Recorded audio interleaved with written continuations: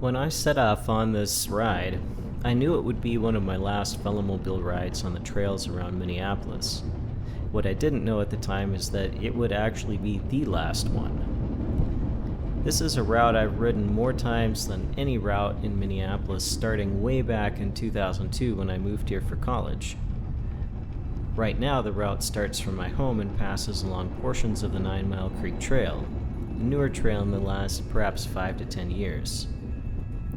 There are sections of boardwalks, as the trail doesn't just follow 9 Mile Creek, it actually is on 9 Mile Creek in places. It eventually ends in Hopkins after passing by things like community gardens and homes and businesses.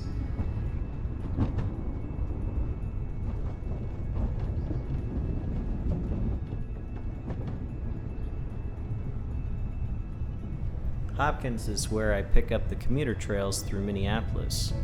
These trails are ones that have been here for over 20 years. In the last few years, they've been repaved and in some cases even rerouted for the eternally delayed and way over budget commuter rail line to Eden Prairie, a rail line that I definitely will not be here to see completed.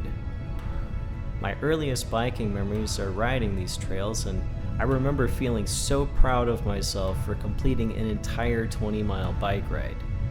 Of course, these days 20 miles is a warm-up with the Velomobile, but at the time it felt like a really big accomplishment on my heavy old mountain bike, and I even started thinking about doing some longer tours where I could ride 20 or 30 miles a day to the next campsite or hotel.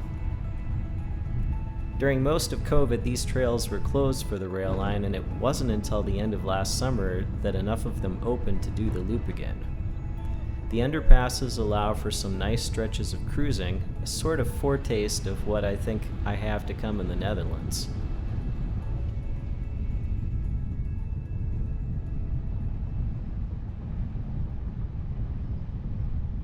The only climbing, once you hit the commuter trails, is the one bridge over a busy road.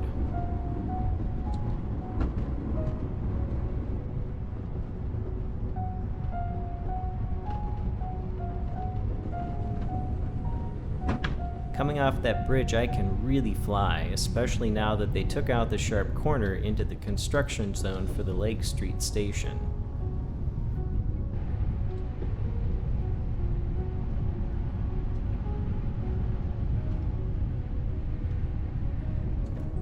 This station has been an ongoing project due to having to build a tunnel through a residential area. I believe it was something about the people living there being concerned about the noise from the rail line, which I can understand as I actually used to live in this area.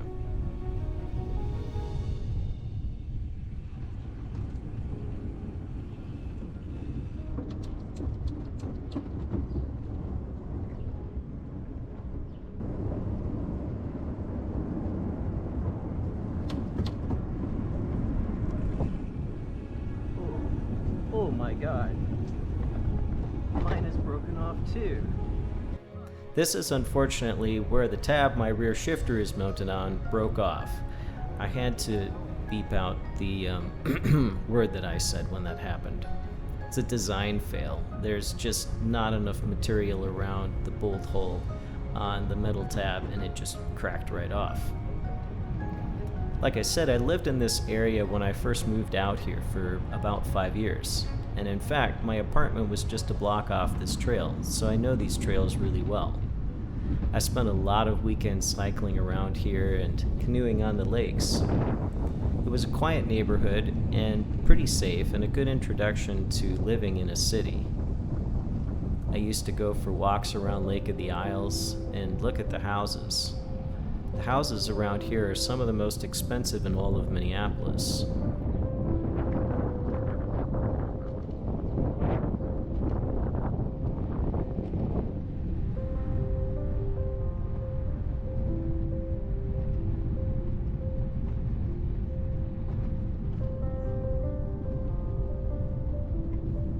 In the winter, there's ice skating up on the rink at the north side of the lake. It's in fact the only reason I own ice skates. I also used to cross-country ski around the lake. I still have my skis, and actually I need to sell them or do something with them because I don't think there's going to be enough snow in the Netherlands to actually ski.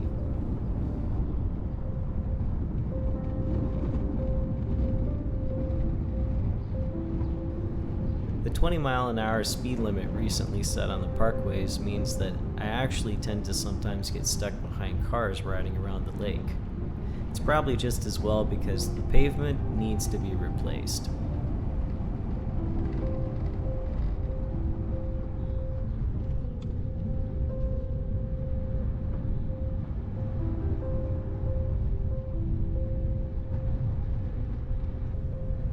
For whatever reason, when I reached the Midtown Greenway stretch of footage to edit, I started getting really nostalgic.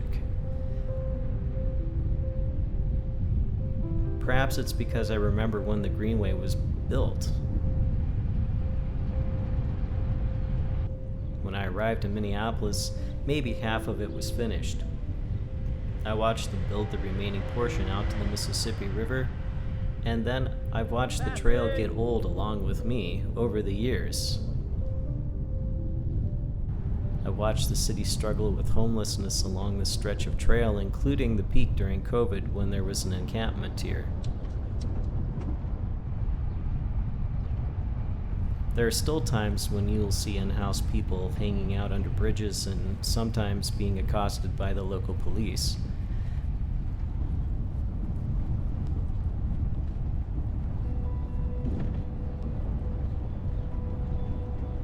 I wonder what their stories are and what failures of the US capitalistic system led to them being here.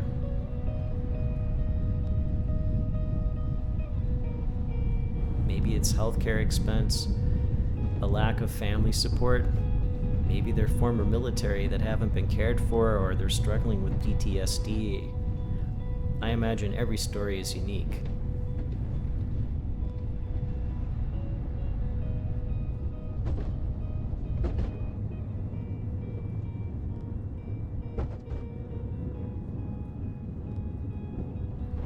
The Olof Sabo Bridge reminds me of some of the bridges in Europe. It was a big accomplishment for the completion of the Greenway and has a really nice view of downtown Minneapolis, including the very expensive and incredibly ugly new football stadium.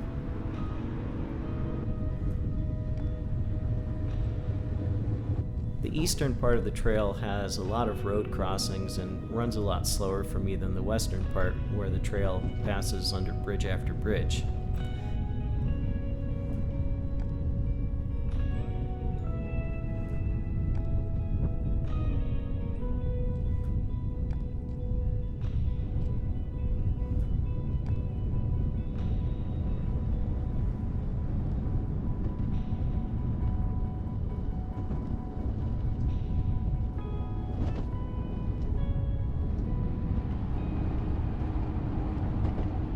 At the moment it ends at West River Parkway, but someday it might actually cross the river on the old rail bridge and connect to St. Paul. Yet another thing I won't be here to see completed. This part of the trail doesn't get a lot of traffic. West River Parkway, on the other hand, has always been my favorite place to ride. You never see the actual river, but the parkway itself is a nice, heavily treed and really green area. It's pretty flat, and with the new city speed limit, it's quite safe to ride. I enjoy seeing all the people out cycling, making the most of the nice park system Minneapolis offers. In fact, I think it's one of the best park systems in the US. I usually turn around here before I arrive at the falls. The Minnehaha Falls are nice, but it's full of tourists and partiers. Traffic gets heavy, and I don't enjoy spending time there. From there, my tour of memories passes back along most of the same route I rode out on. I could ride to Lake Nokomis and home from the falls, but then it's a pretty short ride for a Velomobile.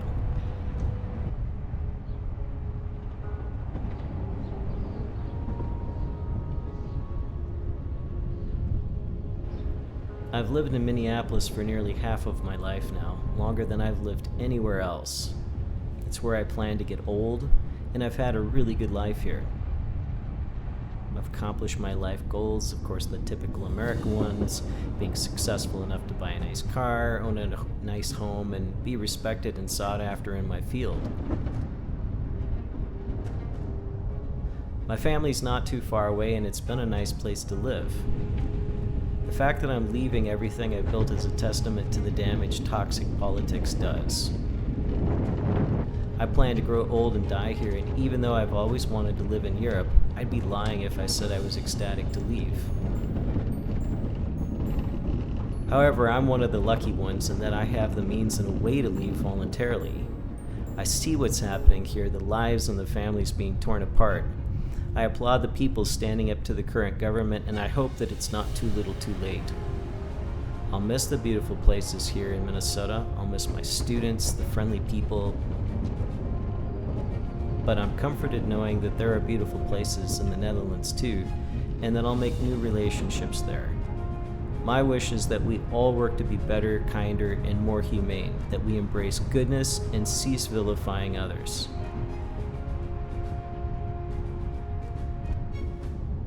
Thanks for watching and subscribing, and I'll see you again, probably the next time from my new home in the Netherlands.